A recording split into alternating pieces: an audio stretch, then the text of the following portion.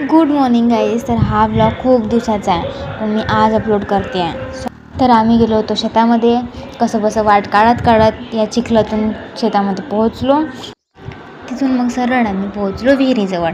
हे आहे आमच्या शेतामधलं छोटंसं मंदिर. मोठं मंदिर ॲक्च्युली तिकडे आहे, पण हे छोटंसं मंदिर आहे. आणि ही आहे आमच्या शेतामधली विहीर. ही खूप जास्त खोल आहे. नंतर मी पूर्ण शेताचा असा व्ह्यू बघून घेतला. सर्वीकडे असं हिरवं हिरवं झालेलं होतं. आणि पावसाळ्यामध्ये हीच वेगळी मजा असते. सर्वीकडे सगळं हिरवं हिरवं होऊन जाते.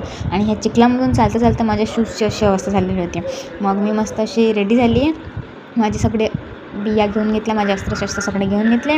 नंतर आम्ही पोहोचलो रामफळाच्या झाडाजवळ. हो, हे ते रामफळाचं झाड. आणि इथेच आहे आंब्याचं झाड. इथे ना खोबरं आंब्याचं झाड आहे, खूप छान लागते. आणि हे आहे आमचे राम लक्ष्मण. नंतर मी इथे आमचं रिकाम्या जागा भरायचं काम चाललेलं होतं. शेतामध्ये यायचं रिझन म्हणजे जी लावलेली पराठी होती, म्हणजे ऑलरेडी पेरणं झालेलं होतं. तर त्या पेरण्यापैकी जिथे जिथे झाडं निघाले नाही आहे तिथे परत बिया लावायचं काम चाललेलं होतं आमचं. जसं हे रेड कलरचं किटकूल दिसलं, हे ना पावसाळ्याच्या वेळेस खूप छान दिसते, सॉफ्ट असते. आणि अशी एवढीशी पराठी झालेली होती. असं काहीसं दिसत होतं. बाबा आणि माझी बहीण काम करत होते आणि मी इकडे मस्त निवांत संत्र्याच्या झाडाखाली बसलेले होते. मग मी बाबाजवळ गेले आणि बाबा इकडे ना असं छोट्या संत्र्यांच्या झाडाची कटिंग करत होते. असे एक्स्ट्राचे पानं आहेत किंवा जास्तीचे पानं आहेत ना, याची कटिंग करत इतकं सगळं काम करून मग आम्हाला भूक लागली होती. तर आज मस्त जेवणामध्ये बेसन आणि पोळी होती.